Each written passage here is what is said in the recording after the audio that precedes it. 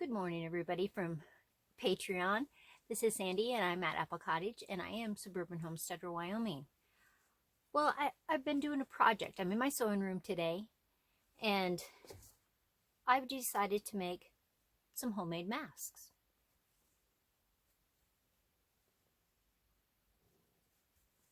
Now, of course, I couldn't just use regular colors. I had to use some fun colors.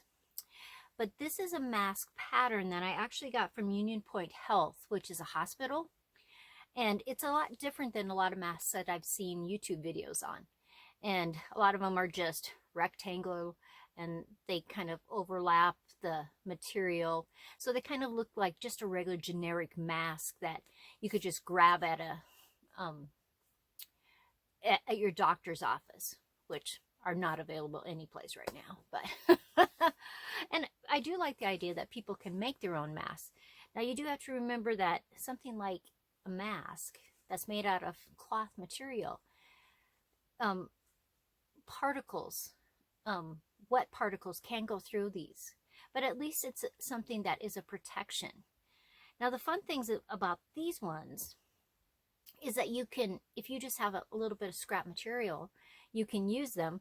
Plus, the part that runs around your ear is actually just hair ties. And so I like that idea. So see how that is? It's just a hair tie. But the thing about this one that really makes it different than other ones is that right here, it's a pocket. So what could you put in there that would protect you from those moisture particles, which are part of the coronavirus, that would really could seep through the cotton material, even though there's 2 layers, and still get you sick? Well, things that I thought of was that almost all of us have vacuum bags. And vacuum bags, the way they're made so that dust particle doesn't come through, you could literally cut them up and slide them right into these pockets. And then you could dispose of them and then wash these hot with bleach after you've been out and about. Now, will that fade the color? Eventually it will, because bleach just does that.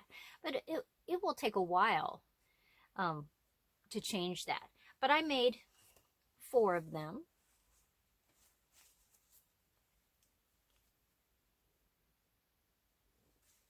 And see how easy they are just to slip on and off? 2 of them have the batiks. And then I found this material. Very fun. Some little seahorses there. And you can make them out of just plain colors. It doesn't matter. But I thought it was real interesting. And at first I told my husband that I thought this wasn't a very good design when I had downloaded it. But the more I thought about it, the more ingenious I thought it was. Because at the hospital that has these, and it's called an Olson mask pattern.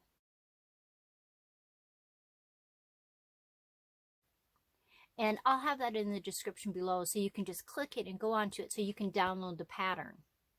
And it has just simple step-by-step instructions on how you put it together, how you, it has each pattern piece, and it actually has large pattern pieces that you just print and then you cut out. And this is exactly, you don't have to change the size of the pattern at all. And it's really just 3 different pieces. It has the 2 mouthpieces, the 2 inside what they call cheek pieces that come over here, and then the front pieces.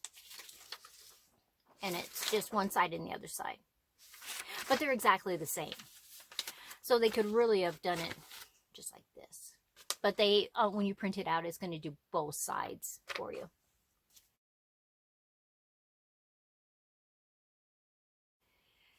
It didn't take me too long to cut it out. It took me longer to pick out the material than it did to cut it out.